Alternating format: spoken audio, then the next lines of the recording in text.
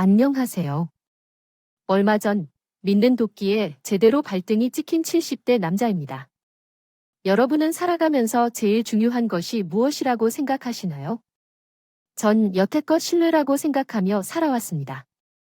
어떤 사람에게 중요한 일을 맡길 때도 이 사람과의 신뢰가 형성이 되어 있어야지 마음을 놓고 맡길 수 있는 것이니까요. 이처럼 사람 사이의 믿음을 중시하던 저에게 어떤 일이 일어나게 되었는지 들려드리기 위해 사연을 쓰게 되었어요. 어릴 적 저희 집은 그렇게 넉넉한 형편은 아니었지만 아버지와 어머니께서는 항상 밝은 웃음을 잃지 않고 살아가셨어요. 아버지는 남자치곤 소심한 성격을 가지고 있었던 저를 향해 늘 이런 말씀을 해주셨습니다.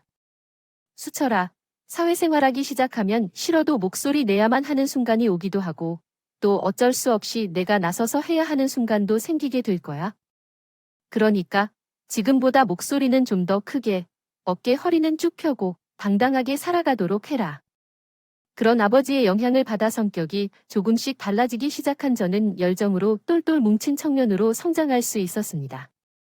아쉽게도 공부하는 데는 연없었던 저는 고등학교를 졸업하자마자 전자제품을 만드는 공장에서 일을 시작했어요. 일을 하면서도 다른 분들은 어떻게 일을 하시는지, 어떻게 하면 더 꼼꼼하게 일을 할 수 있을지에 대해 어깨너머로 많이 배웠고, 같은 공장에서 일하던 삼촌들과 이모들은 항상 매사 열심히 하는 저를 많이 칭찬해 주셨죠.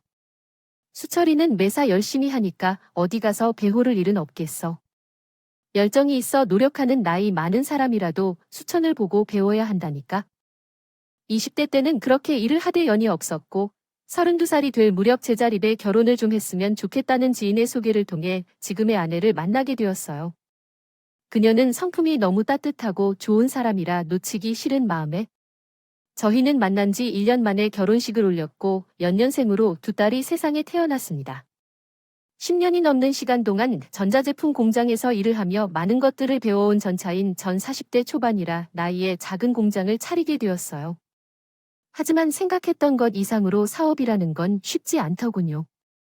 물론 첫 술에 배부를 순 없는 일이었으니 언젠간 잘 풀리겠지 하는 마음으로 전 열심히 발로 뛰면서 거래처를 찾아야 했어요. 때로는 일들을 처리하느라 집에도 들어가지 못하고 공장 기둥에서 이불을 깔고 쪽잠을 잔 적도 있습니다. 그런 저를 보며 아내는 늘 따뜻한 말로 응원을 해주었어요. 본인도 아이들을 돌보느라 충분히 힘들 텐데도 말이죠. 직원들도 관리해야 하고 거래처도 관리해야 하고 요즘 많이 힘들죠. 지금은 좀 안 풀리는 것 같다고 생각될지 몰라도 나중엔 꼭 잘 될 거예요. 난 그렇게 믿어요. 당신은 자랑스러운 내 남편이고요. 또 우리 애들 아빠니까 고마워. 당신이 그렇게 말해주니까 없던 힘도 솟아나는 것 같아. 내가 지금보다 더 열심히 해서 당신이랑 우리 애들 꼭 호강시켜 줄게 약속해. 아내뿐만 아니라 작은 딸도 저의 힘이 되어 주었어요. 작은 딸은 제가 출근을 하거나 퇴근을 하고 돌아오면 항상 현관문 앞으로 달려와 다녀오셨습니까 하며 배꼽 인사를 해주기도 하고 제가 피곤해 쩔은 표정으로 앉아있으면 다가와서 고사리 같은 손으로 어깨를 주물러주기도 하는 아내의 성격을 빼다 박은 아이였습니다. 뭘 해도 예쁘고 할 수 없는 그런 아이? 그만큼 사랑스러운 행동을 하는 아이가 제 작은 딸이었어요. 아빠 오늘도 많이 힘드셨죠? 제가 어깨 주물러 드릴게요. 우리 은하가 어깨 주물러 주니까 오늘 아빠 피로가 싹 날아가는 것 같다. 이렇게 예쁜 딸이 세상에 어디 있을까? 고마워. 우리 딸 반면 큰 딸은 작은 딸과는 완전히 상반되는 성격을 지닌 아이였어요. 무뚝뚝한 성격에 어디서든 마음에 안 쓰이면 소리부터 지르고 저희와 아내에게 생떼를 쓰기 일쑤였죠. 아내는 그런 큰딸의 성격을 조금 걱정스러워하기도 했습니다. 은하는 아무런 걱정이 없어. 그런데 은정이가 좀 걱정돼. 어릴 때 제대로 성격 고치지 않으면 큰일 난다. 뭐만 하면 소리 지르고 갖고 싶은 거 사달라고 하면 다 사줄 줄 아는 줄 아고. 아휴, 뭐만 하면 동생이든 엄마든 다 이겨 먹으라더니 어떻게 해야 할지 고민이야. 어떻게 하면 좋지? 저러다가 버릇이 제대로 나빠지면 큰일인데 은정이도 아직 아잖아. 어린아이가 충분히 그럴 수 있다고 생각해. 애들 다 저러면서 자라는 거지. 당신이랑 내 시절도 그랬잖아. 그러니 너무 걱정하지 마. 나도 옆에서 많이 도울게. 회사는 다행히 시간이 지날수록 안정을 되찾았고 직원 수도 작게 남아 하나둘씩 늘어가고 있었습니다. 그런데 큰딸은 자라면 자랄수록 점점 더 엇나가기만 했어. 매일같이 늦게 들어오는 것은 일상인데다 공부도 잘 하지 않았고 심지언 온순하고 소심한 작은딸을 만만하게 보면서 작은딸의 지갑에 몰래 손을 대기까지 하는 모습에 저는 더 이상 참지 못하고 눈물과 콧물이 쏟아지도록 혼내줄 생각으로 큰딸을 방으로 불러들였습니다. 너 이리 와서 좀 앉아봐. 아빠랑 이야기 좀 하자. 왜 그냥 나중에 이야기하면 안 돼? 나 친구들 만나러 나가기로 했는데. 지금 시간이 몇 시인데? 친구들을 만나러 간다고 해, 은정이. 너 요즘 대체 뭐라고 다니는 거야? 질풍노도 시키겠어? 나중에 날아서 처리할 거니까 듣고 기다려 주려고 했지만 너 너무 심하다고 생각 안 해? 뭐가 심해? 나만 이렇게 살아? 다른 애들도 다 똑같이 살아. 다른 애들도 다 똑같이 산다고. 그렇게 안 사는 사람도 있어? 그리고 너, 은하 가엔 왜 손댔어? 발 빼마. 생각하지 마. 아빠가 다 보고 이야기하는 거니까. 돈이 필요하니까 손댔지. 남도 아니고 가족인데. 뭐 어때? 내가 100만 원을 가져갔어. 1000만 원을 가져갔어. 그리고 걔 지갑에도 10,000원짜리 2장이 전부였어. 그게 큰 돈이야? 내가 지금 아빠한테 이런 소리를 듣고 있어? 할 정도로 큰 돈이냐고. 그게 원이든 만 원이든 간에 가족 지갑에 손을 대는 거잖아. 액수가 중요한 게 아니라 가져갔다는 사실이 중요한 거고 잘못된 행동이라는 걸 이야기하고 있는 거야. 김은정, 넌 아빠가 아무리 좋게 말로 설명해 줘도 못 알아듣겠다. 당장 저기 있는 효자손 가지고 와. 어서. 내가 결국 처음으로 큰딸에게 소리를 지르며 매를 들었고 큰딸은 내가 이 나이에 왜 매를 맞아야 하냐며 큰 소리로 엉엉 울곤 방으로 휙 들어갔습니다. 그 모습을 보면서 문득 내가 내일이 바쁘다는 핑계로 아이들에게 너무 관심이 없었나 하는 생각이 들었어요. 최대한 아이들에겐 매를 드는 일 없이 예쁜 말만 해주고 싶었는데 아이에게 매를 들고 나니 제 마음도 편치 않았습니다. 외출을 했다가 돌아왔다. 아내에게도 큰딸과 이런 일이 있었다는 것에 대해 이야기를 해야 하나 말아야 하나 고민을 하다. 결국엔 솔직하게 이야기를 해주었죠. 오늘 내가 은정이 좀 크게 냈어. 마음 많이 상했을 텐데 나중에 당신이 좀 다 뭐 은정이랑 무슨 일 있었어? 요즘 들어 자꾸 늦은 시간에 친구들 만나러 가고 은하 지갑에 아지 손을 대길래 거기에 대해서 야단을 좀 쳤지. 최대한 좋게 말을 하고 싶었는데 나도 모르게 언성이 높아지게 되더라고. 나 없는 사이에 그런 일이 있었어? 충분히 언성 높아질 만했네. 당신이 잘한 거야?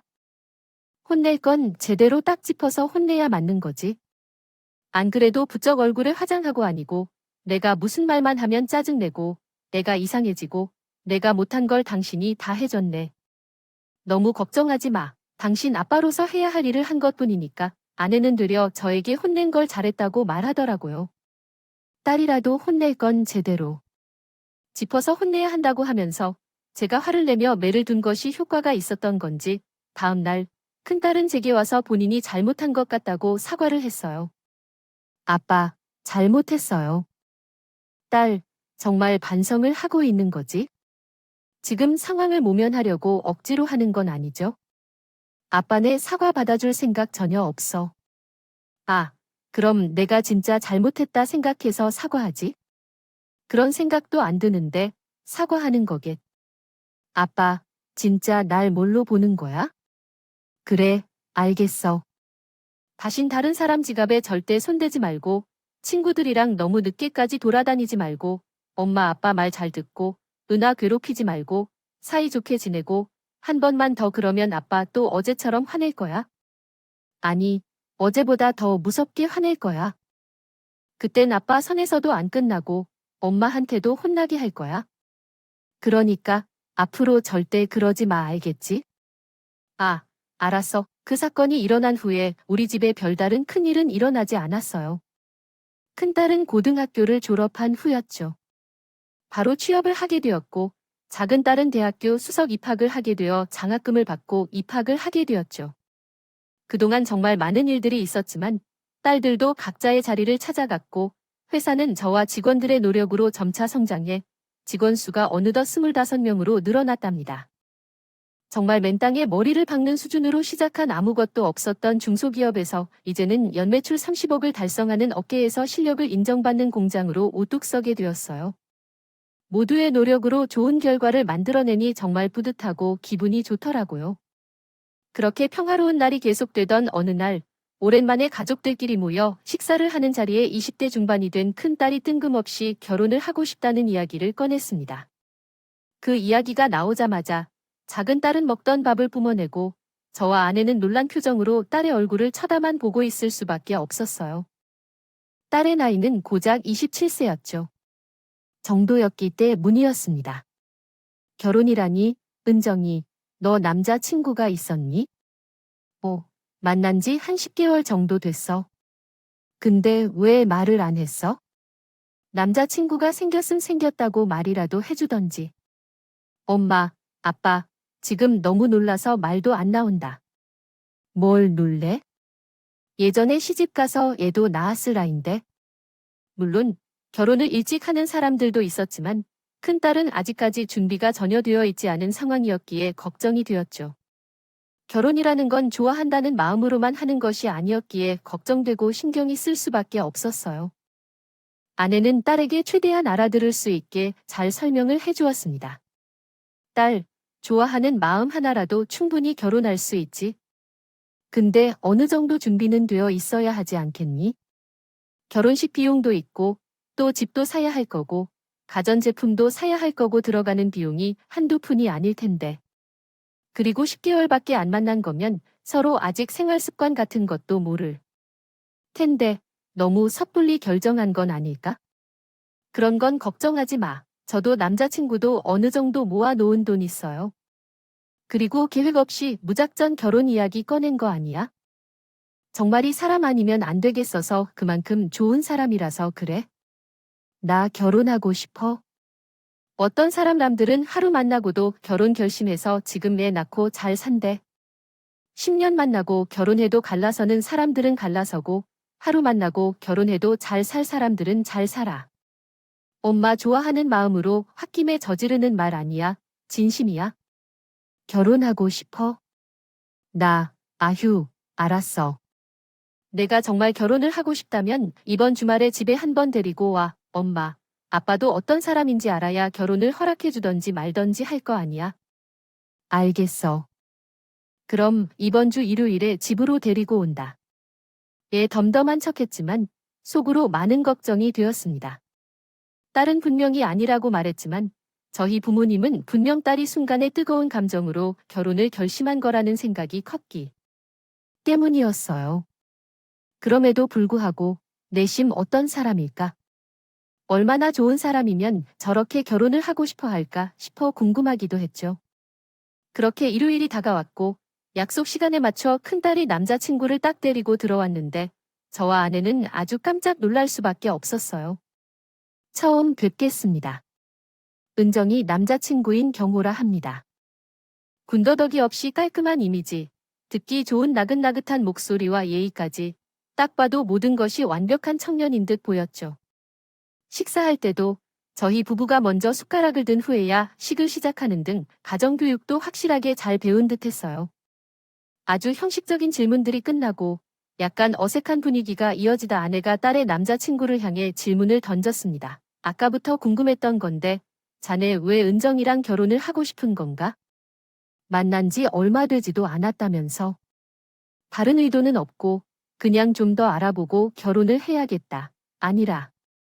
지금 결혼을 결심하게 된 계기가 너무 궁금해서 물어보는 거니까 오해하지 말고 들어줬으면 좋겠어. 아닙니다. 제가 만약 딸 가진 부모님이라고 해도 그 부분이 제일 궁금할 것 같아서 질문하시는 거 충분히 이해합니다. 저희가 만난 기간이 많이 짧긴 하지만 은정이가 그만큼 좋은 사람이고 함께 미래를 그려나가면 좋을 것 같다는 생각이 들어서 제가 먼저 청첩을 하게 됐어요. 누구보다 좋은 남편, 듬직한 남편이 되어줄 자신이 있어서요. 미래를 그려나가면 좋을 것 같다는 생각으로 청을 했다는 그 말이 가슴속 깊이 새겨졌습니다. 밥을 먹는 내내 꿀이 뚝뚝 떨어지는 눈으로 큰 딸을 쳐다봐주는 그 모습에 저 청년이라면 내 딸을 맡겨도 괜찮겠다 싶은 생각이 들었고 아내도 저와 같은 생각인 듯 했죠. 식사를 마치고 청년이 집으로 돌아가고 난 뒤 저희 부부는 큰딸의 결혼을 허락해 주었습니다. 상례를 하고 결혼식장에 딸의 을 잡고 들어가는 그 순간 참 가슴이 벅차더라. 이렇게 큰 결심을 하고 결혼을 하다니 순간 눈물을 왈칵 쏟아버릴 뻔했답니다. 사돈이 되실 분들도 다들 좋은 분이셔서 모진 시집살이 하거나 힘든 일을 겪을까 걱정은 하지 않아도 될 것 같았어요.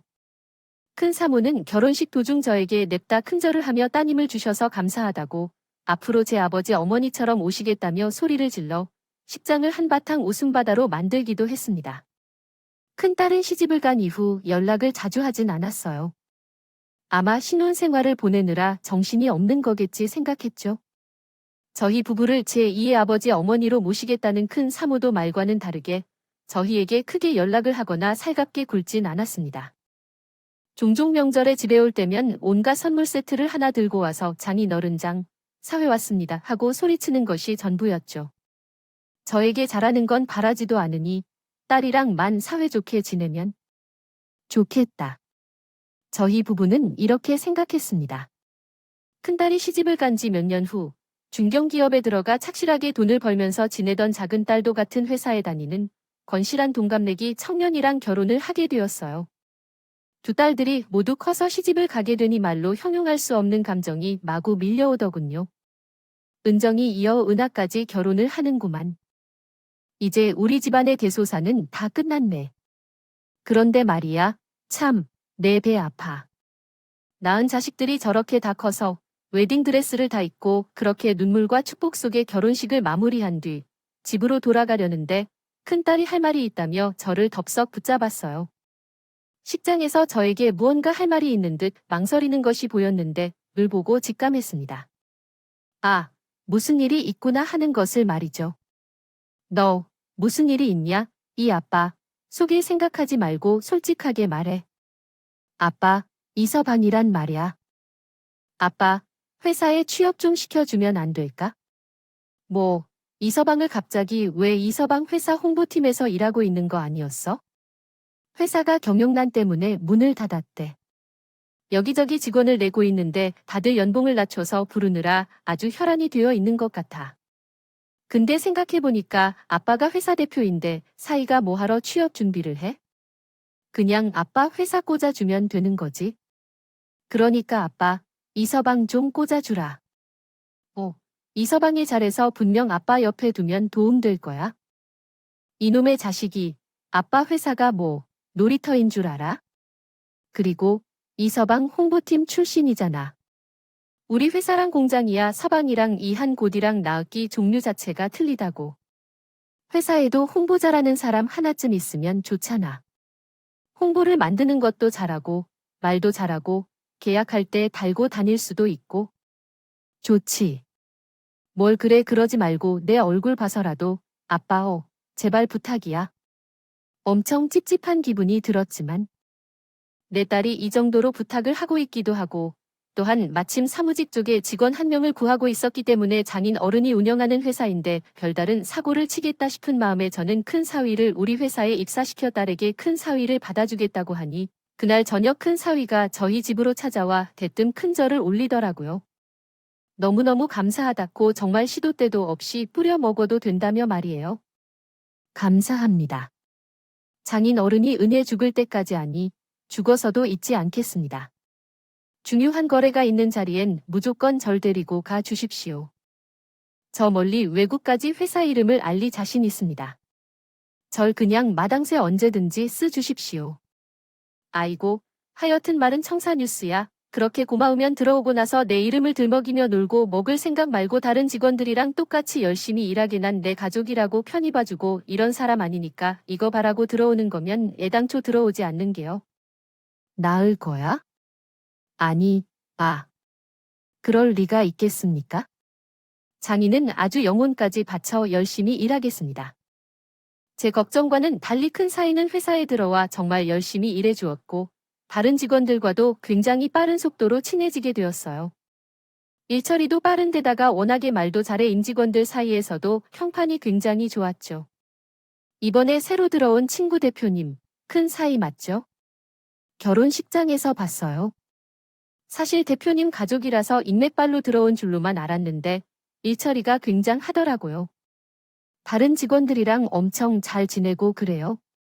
사실 조금 걱정을 하긴 했는데 자네들이 좋게 봐주고 있다니 다행이라. 그만, 큰 사위는 원래부터 회사에 있었던 사람처럼 자연스럽게 녹아들었습니다.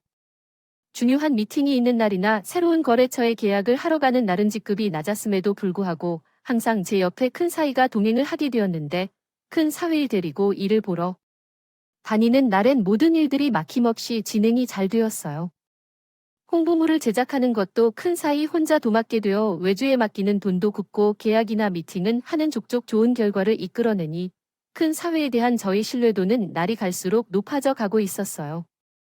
그렇게 시간은 천천히 평온하게 흘러 어느덧 20년이라는 시간이 흘러갔습니다. 그 긴 시간 동안 회사 자금 위기도 겪어보고 어려운 일들도 많이 있었지만 회사 직원들이 살신성인의 정신으로 노력해준 덕분에 위기를 벗어날 수 있었습니다. 그렇게 세월이 흘러가니 검은 빛이 많이 돌았던 제 모인 어느덧 흰머리가 더 많아지게 되었고 목과 얼굴 손에 주름살이 하나둘씩 늘어갔습니다. 나이가 70 가까이 되니 이제 노인이란 소리를 들을 아이가 돼버렸죠. 하지만 너무 만보고 달려왔던 걸까요? 어느 날 갑작스럽게 엄청난 위기가 저희 부부에게 찾아오게 되었습니다. 정말 청천벽력 같은 소식이었어요. 이 여보나 소화가 너무 안 되는데 혹시 소화제 하나만 사다 줄 수 있어? 뭐야, 어제도 그러더니만 오늘도 그래? 아이 사람아, 소화제도 매일같이 먹으면 안 좋아. 계속 속이 안 좋고 그러면 병원이라도 가야지. 당신 건강검진 안 받은 지 꽤 됐지? 그냥 소화 안 되는 걸로. 무슨 소화제 먹으면 나 너무 걱정하지 않아도 돼. 거참. 내가 병원 예약해 둘 테니까 가서 건강검진 받아. 혼자 가기 무서우면 내가 같이 가 줄게. 아내는 한사코 안 받아도 된다며 거절했지만 나이를 먹을수록 건강관리는 철저해야 한다는 생각이 있었기에 저는 병원을 예약했습니다. 병원에 찾아가 의사 선생님께 아내의 증상을 말하니 당장 정밀검사를 받아보자고 하더군요. 사실 그때까지만 해도 별 문제 없겠지. 그냥 단순한 위험의 소화불량 정도겠지 생각했는데 아내의 병명은 충격적이게도 췌장암이었다. 결과에 저희 부부 아무런 말도 할 수 없었는데 의사 선생님께서 차라리 이 상황이 불행 중 다행이라고 말씀을 해주셨어요. 여기서 다행인 건 환자분께서 증상을 느끼시고 일찍 찾아와 주셨다는 거예요. 보통 증상이 있어도 참고 참다가 병을 키워서 오시는 분들이 대부분이거든요. 우선 수술은 종양을 제거하거나 일부를 절제하는 방식으로 이루어집니다. 수술 후에는 항암 치료나 방사선 치료가 추가적으로 진행될 거고요. 정말 다행입니다. 췌장암은 아주 무서운 병이라고 들었는데 살 수 있는 거죠. 예를 들어 1기에서의 5년 생존율은 50%를 넘습니다. 만약 2기나 3기 때 발견됐다면 아주 위험해질 수 있는 상황이었는데 그나마 일찍 발견돼서 다행이에요. 수술, 항암치료 이런 단어를 듣는데 하늘이 와르르 무너져 내리는 것만 같았어요. 저랑 결혼을 하면서 사업을 하는 이유로 두 아이를 혼자 키우고 고생만 했던 사람인데 이제야 숨을 좀 돌릴 틈이 생겼는데 아이라니 전 아내 앞에서 어린아이 같이 눈물을 뚝뚝 흘렸고 아내는 그런 저을 안고 토닥거려 주었습니다. 괜찮아, 나 안 죽어. 수술이랑 항암치료도 가능하다고 하잖아. 요즘 의학기술 예전이랑 다르게 말도 못할 정도로 좋아져서 수술하고 나면 아주 말끔하게 나을 거야. 그러니까 울지 마. 나 힘낼 거야. 당신 두고 죽고 싶지 않아. 미안하니까 그러지. 당신은 나 만나 평생 동안 고생만 하다가 이제야 좀 노후를 즐겨보려나 싶었는데. 아프기 하고 그래. 이왕 생긴 암이라면 더 진행되지 않은 것에 감사하자. 많이 힘들되지만 치료도 열심히 받고 수술도 하고 나면 괜찮아질 거야. 저는 아내를 위해서라도 긍정적으로 마음을 먹어야겠다 생각했습니다. 저는 아내를 입원시킨 후 딸들에게 모두 전화를 해 상황을 알려주었어요. 아니나 다를까? 작은 딸은 전화를 하자마자 손살같이 병원으로 달려와 아내 손을 잡고 눈물을 펑펑 흘렸어요. 엄마, 아이라니 이게 다 무슨 일이야. 많이 아프죠? 괜찮아요, 은하야. 엄마 괜찮아. 울지 마. 아, 당신은 뭐하러 애들한테 전화를 해서 알렸어? 뭐 좋은 일이라고? 수술하고 나서 말해. 도 안 늦을 텐데. 엄만 당연히 내가 알아야지. 내가 엄마 딸인데. 엄마 아픈 걸 몰랐어야 되겠어? 작은 딸과 아내가 이야기를 나누는 동안 큰딸에게 전화 걸어봤지만 한참 동안이나 전화 받지 않더라고요. 그리고 몇 시간이 지나서야 전화 받고 늦은 저녁쯤 병실로 찾아와 아내와 몇 마디 대화를 나누고 밖으로 나갔습니다. 그러더니 조심스럽게 절 불러내었다. 왜 엄마랑 이야기 더 나누지 않고? 엄마 얼굴에 피곤함이 가득하더라. 그래도 아예 말기나 사기 정도로 진행된 게 아니어서 진짜 다행이야. 그래도 암은 암이, 그 항암 치료 말할 것도 없고 수술 치료 받고 나서도 한동안은 식사도 제대로 못 하실 텐데 너무 걱정이네. 엄마 얼굴을 미안해서 쳐다보지 못하겠어? 그동안 고생만 하고 사셨는데 간병이 어떻게 할 거야? 아빠가 시간 최대한 내에서 간병해주고 나머지 빈 시간엔 전문 간병인을 고용해야 하지 않겠어요? 마음 같아선 엄마한테 온 시간을 다 쏟고 싶은데 아빠도 회사가 있고 직원들이 있으니 원요. 아빠, 요즘 뉴스도 안 보고 살아. 요새 간병인들 문제가 얼마나 심각한데 모르는 사람 손에 엄마 맡겨놓고 아빠 일하면서 마음이 편하겠어? 은하도 가정 있고 직장 다니고 있으니까 당연히 엄마한테만 매달릴 시간도 없을 거 아니야? 큰딸의 말이 틀리지 않다는 생각이 들었습니다. 요즘 뉴스를 보면 간병인들이 그 악무도한 짓을 하는 분들이 가끔 있더라고요. 그래서 저는 아내 스스로 2주 동안 직접 간병을 했습니다. 그런데 문제가 터지고 말았어요. 꿋꿋이 잘 버티던 아내는 항암 부작용을 겪게 되었어요. 어지러움과 구토는 기본이고 손이 저린다. 물에 손을 씻으면 손가락이 바늘로 찌르는 듯 고통을 겪기도 했습니다. 발톱에 흑색화가 진행되어 꼭 먹는 것처럼 엄지 발톱에 올라오기도 했고요. 항암 치료를 거듭할수록 머리카락이 빠지기도 했죠. 저는 두려웠습니다. 정말 이렇게 되다가 아내를 잃을 것만 같은 생각이 들어 전 큰 결심을 할 수밖에 없었어요. 복잡하고 공기 안 좋은 이 도시를 떠나 조용한 시골 마을에서 치료에 전념하기로 했습니다. 아내가 마음이 편해지고 자연 속에 산다면 이런 부작용들이 줄어들 것만 같았거든요.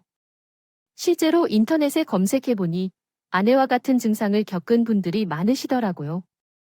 그 카페에 가입해서 여러 가지 정보를 얻게 되었고 자연 속에서 치료에 전념한 분들이 완전한 사례가 있어서 오직 아내만을 위해 결정을 하게 되었죠.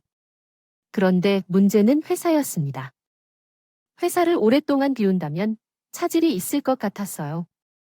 그래서 전 20년 동안 내 밑에서 일을 배운 큰 사이에게 당분간 제 회사를 맡기기로 했습니다. 자네가 이 회사를 좀 맡아줬으면 하네. 솔직히 자네, 장모에게 내가 사업한답시고 박으로만 놔두는 바람에 혼자서 두 딸을 키우랴 내 뒷바라지 하랴 젊었을 때 고생을 무지하게 많이 했거든. 나 때문에 저렇게 된 것 같아서 마음이 너무 아파. 그래서 말이인데 자네가 당분간 회사를 맡아주게 될지 몰라. 내가 자네를 믿고 맡기는 거니까. 지금까지 해온 것처럼 해주길 바라네. 알았나? 장인은 당연히 제가 맡아야 한다고 생각합니다. 제가 아니면 장인어른이 읽어놓으신 이 회사 누가 맡겠어요? 아무 걱정 마시고 장인어른은 장모님만 생각하세요. 나머진 제가 걱정 끼쳐드리지 않도록 최선을 다하겠습니다. 큰 사위는 아주 기다렸다는 듯 자신있게 대답을 하더라. 이 회사에서 20년 넘는 시간 동안 일을 했고 임원들까지 인정하는 업무 능력을 가진 큰 사위였기에 믿고 모든 부분들을 가르쳐준 다음 경영권을 넘겨주게 되었어. 그리고 아내와 전 공기 좋고 물 좋은 곳으로 짐을 싸고 내려가 전원 생활을 시작하게 되었습니다. 아내가 좋아하는 텃밭도 가꾸고 가끔은 산책도 하고 항암 치료를 받을 때만 서울에 왔다 갔다 하면서 가끔 회사를 들여다보곤 했습니다. 큰 사위는 다행히도 대표의 역할을 아주 잘 해내고 있는 줄 알았습니다. 눈으로 보기에 그렇게 보였으니까요. 다른 부분은 몰라도 업무적인 부분에 있어선 믿을 만한 사람이라는 생각이 들었습니다. 아니, 어찌 보면 믿고 싶었을지도 모릅니다. 바로 여기서부터 제가 사연을 쓰게 된 이유랍니다. 시골로 내려온 지 1년이 되던 어느 늦은 저녁, 시간 회사에서 제가 믿는 사람 중 한 명인 김 부장에게 한 통의 전화가 와 있더라고요. 김 부장은 회사가 문을 연 지 얼마 되지 않았을 때부터 지금까지 함께 해온 원년 멤버나 다름없는 믿음직한 직원 중 하나였죠. 부재 중 전화가 들어와 있는 걸 확인하자마자 다시 한번 김 부장에게 전화가 울렸습니다. 어이, 김 부장. 오랜만이네. 내가 먼저 잘 지내는지 연락을 했어야 했는데 이렇게 또 자네가 먼저 연락을 하게 만드는구만. 어때? 잘 지내는가? 회사에 아무 문제 없고 대표님에게 늦은 시간에 연락드려서 죄송합니다. 제가 지금 길게 통화할 수가 없습니다. 혹시 문자로 대표님 댁 주소 좀 알려주실 수 있으십니까? 대표님이 꼭 아셔야 하는 부분이 있어서 제가 지금 그쪽으로 가려는 참입니다. 뭐라고? 이 시간에 그렇게 급한 일이야? 자네 서울에서 올라오는 거 아닌가? 여기가 상당히 멀리 떨어져 있을 텐데. 급하지 않은 거라면 차라리 내일 내. 꼭 지금 아셔야 하는 겁니다. 내일이 되면 또 상황이 어떻게 바뀌어 있을지 모르거든요. 다급해 보이는 목소리에 앞뒤 가릴 것 없이 급히 문자로 주소를 찍어 주었어요. 하지만 문자를 보낸 지 꼭 2시간이 지나고 3시간이 지났을까요? 지나도 김 부장은 도착하지 않았습니다. 혹시나 길을 잘못 든 건가 싶어 다시 전화를 걸어 보았더니 김 부장이 아닌 낯선 남자의 목소리가 들려왔어요. 저는 소스라치게 놀랄 수밖에 없었어요. 아까까지만 해도 절 찾아오겠다는 김 부장이 현재 빗길 교통사고로 일구에 실려가고 있다는 것이었죠. 저는 날이 밝는 대로 김 부장이 실려간 병원으로 향했습니다. 큰 부상은 없었지만 아직까지 의식이 돌아오지 않아 경과를 더 지켜봐야 한다고 하더군요. 걱정이 되는 한편 너무나도 궁금했습니다.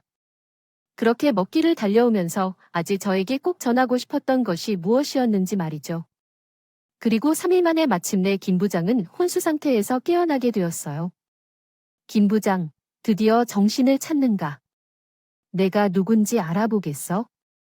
대표님, 의사 선생님, 환자가 깨어났습니다. 김 부장은 몇 가지 검사 받은 다음 제대로 정신을 차리고 며칠이 지나서야 의사소통도 원활히 가능하게 되었어요.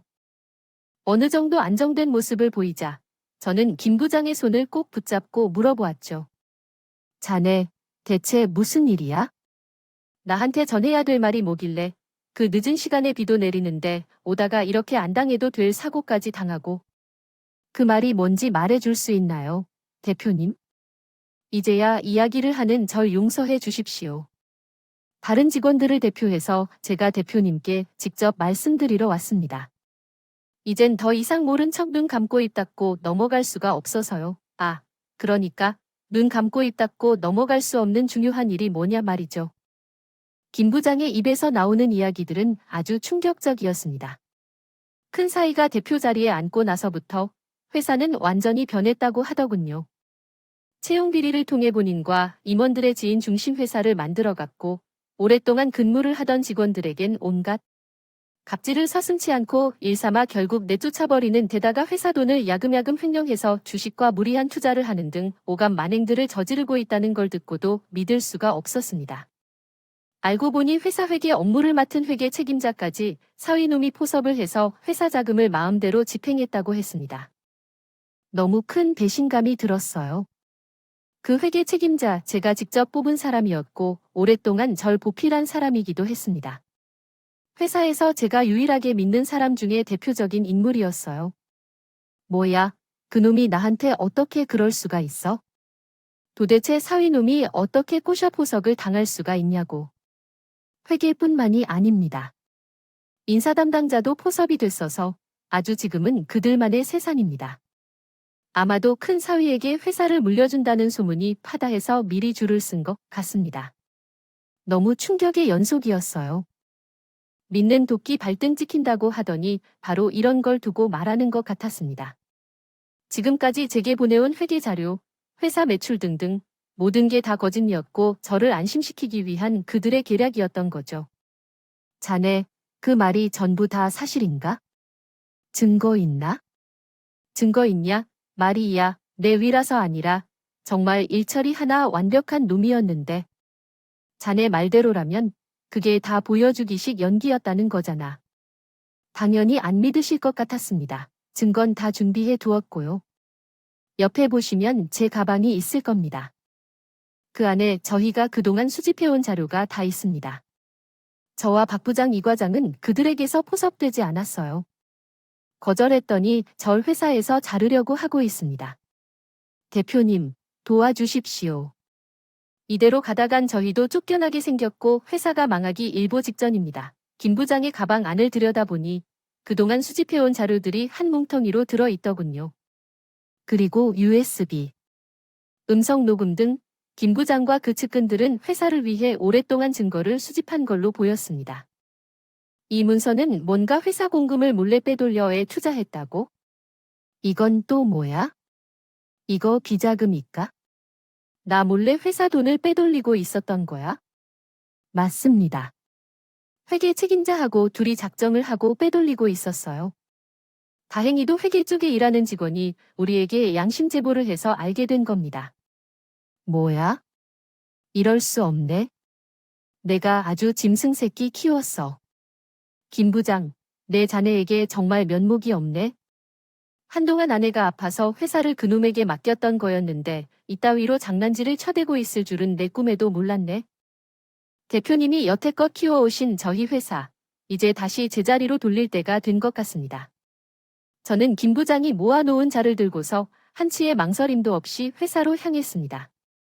니은 오해의 말도 없이 제가 회사로 찾아가자 모든 직원들이 다들 깜짝 놀라더라고요. 그리고 바로 대표실로 찾아가 냅다 문을 열고 소리를 질렀습니다. 큰 사위는 책상 위에 두 다리를 꼬고 앉아있다가 제 얼굴을 보고 바로 사색이 되어 벌떡 일어나더군요. 그 모습을 보고 단전에서부터 제 모든 분노를 끌어올려 소리를 질렀습니다. 내가 회사 운영해 달라고 했지. 누가 내 회사를 담보로 장난질을 치라고 했어? 자장이 너은 갑자기 오셔선 왜 그러세요? 무섭게 무서워. 내가 무서워. 내가 무서운 놈이 이런 짓을 하고 돌아다니나. 우리 회사를 위해서 일해준 직원들이 쓴소리 좀 했다고 가차없이 잘라버리는 것도 모자라 회사 공금을 가지고 주식을 하고 비자금을 형성해 넌 짐승보다 못한 아주 나쁜 놈이야. 장인은 제가 다 설명해 드릴게요네. 이렇게 화를 내실 게 아니라 제 이야기도 들어보셔야 하는 거 아닙니까? 어디서 무슨 얘기 듣고 오셔서 이러는 건지 모르겠는데 제 말 좀 들어주세요. 뭘 들어줘? 이렇게 증거가 명확하고 전 그렇게 말하고 김 부장이 건네준 증거들을 그놈 얼굴에 확 뿌려버렸습니다. 이걸 어떻게 말도 안 돼? 이거 어디서 나셨어요? 왜 이제 상황 파악이 됐냐? 그걸 보니 내가 무슨 짓을 한 줄 알겠지. 날 속이려고 직원들 포섭해서 사문서 위조의 허위 매출의 인사권에 아주 1년 동안 생쇼를 했더구나. 넌 오늘부터 해고야. 그리고 사위로서 해고다. 당장 나가, 이놈아. 아버님, 잘못했습니다. 잠시 제가 돈에 눈이 멀어 이런 짓을 벌인 건 사실이지만 그래도 아버니 큰 사이잖아요. 제발 부탁드립니다. 절 내쫓지 말아주세요. 우스기고 자만하고 빠졌네. 내 놈이 이 회사를 가지고 어떤 짓거리 했는지 하나부터 열까지 아주 명확한데 그런 소리가 나오냐? 이제 내가 있어야 할 곳은 이곳이 아니라 깜방이야. 이놈아, 나쁜 놈 같으니라고 전 이렇게 윽박을 지르며 사위를 내쫓아 버렸습니다. 그리고 사위에게 포섭당한 직원들을 하나 둘씩 소탕하기 시작했어요. 대표님 죄송합니다. 저희도 어쩔 수 없었어요. 대표님이 곧 은퇴하시고 큰 사위에게 회사 물려준다는 소식에 동요한 거 사실입니다. 그래도 오랫동안 대표님을 보좌 했으니 한 번만 기회를 주십시오. 제발 부탁드립니다. 난 자네들을 직원이 아닌 함께 살아가는 가족이라고 생각을 했네. 이런 가족들한테 배신을 당하는 게 어떤 기분인 줄 아. 자네들은 내 뒤통수 치면서 돈과 명예를 얻었겠다. 자네들은 그걸 얻는 대신 가장 중요한 신뢰와 믿음을 잃었네. 이젠 내가 자네들을 내칠 차례가 된 것 같네. 너무 원망들이 말게. 대표님 살려주십시오. 전 이 말을 끝으로 사위를 포함해 함께 가담한 직원들을 끝까지 찾아내 경찰에 신고를 해버렸습니다. 그들은 더 이상 제 사람들이 아니었어요. 결국 사위는 회사 공금 행하고 비자금 형성 등으로 구속이 되었고 회계 책임자 또한 사서 위조 금 형성에 가담한 죄로 마찬가지로 구속이 되었습니다. 나머지 직원 2명은 집행유예 선고를 받았고요. 그렇게 사위의 쿠데타는 1년 만에 용기 있는 김 부장의 제보로 끝이 나고 말았습니다. 다행히도 비자금은 회수할 수 있었고 한동안은 회사 정상 운영하는데 문제가 있는 것도 사실이었지만 직원들의 노력 덕분에 금세 자리를 잡아갈 수 있었어요. 또한 고맙게도 양심 제보를 해준 김 부장, 박 부장, 이 과장 등등은 제 사비로 그에 상응한 대가를 지불해 주었고요. 대표님, 저흰 이런 돈을 받으려고 말씀드린 게 아닙니다. 저흰 단지 안에 내 알아 자네들 마음을 다 회사 위해 그랬던 거겠지. 김 부장 자넨 치료에 전념하고 자네들도 앞으로 지금처럼만 내 옆에 있어 주게 정말 고맙네. 고마워. 저는 진심으로 허리를 숙여 함께 해준 직원들에게 감사 인사를 전달합니다. 저는 직원들을 보며 깨달은 게 있어요. 다시는 가족 경영을 하지 않아야겠다. 내가 잘못되더라도 회사에 꼭 필요한 인재를 대표로 앉혀야 되겠다는 생각은요. 지금 이렇게 이룬 회사는 제 회사기도 하지만 직원들의 회사이기도 하니까요. 그래서 저는 가족이 아닌 꼭 전문 경영인을 나중에 앉히겠다고 다짐을 하게 되었죠. 사위가 구속이 된 후 큰 딸하고도 연을 끊게 되었습니다. 제가 감옥에 보냈다는 이유로 제게 악담을 퍼붓더니 나빠.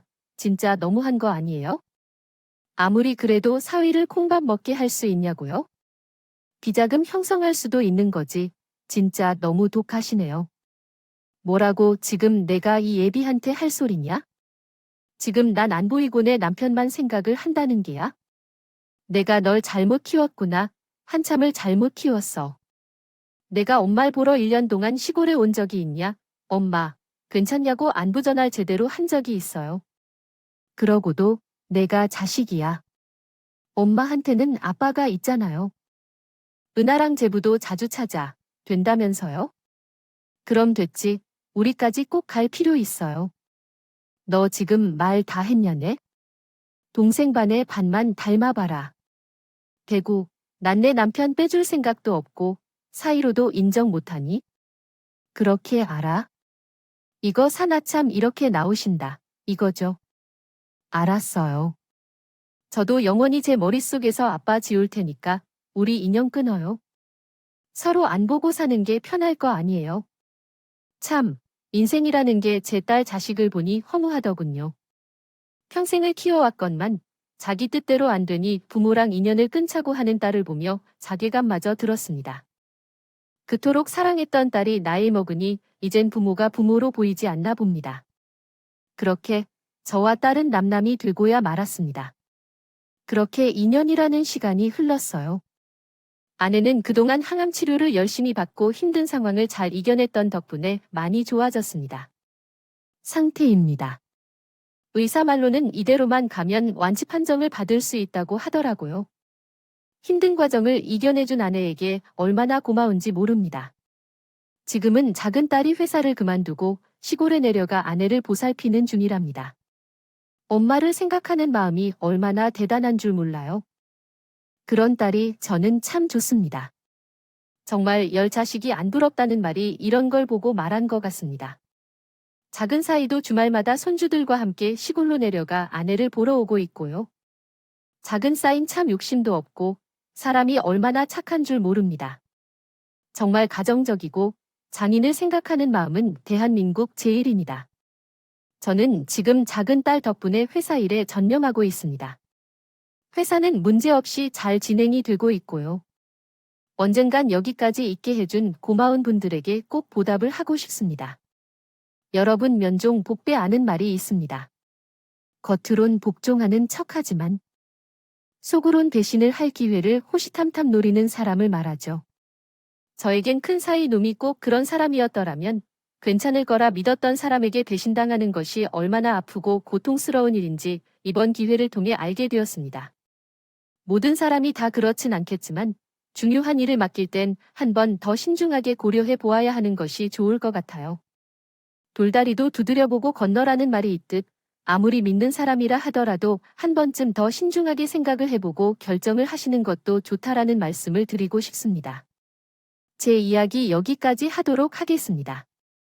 이 사연을 보신 여러분들의 행복과 안녕을 빕니다. 감사합니다.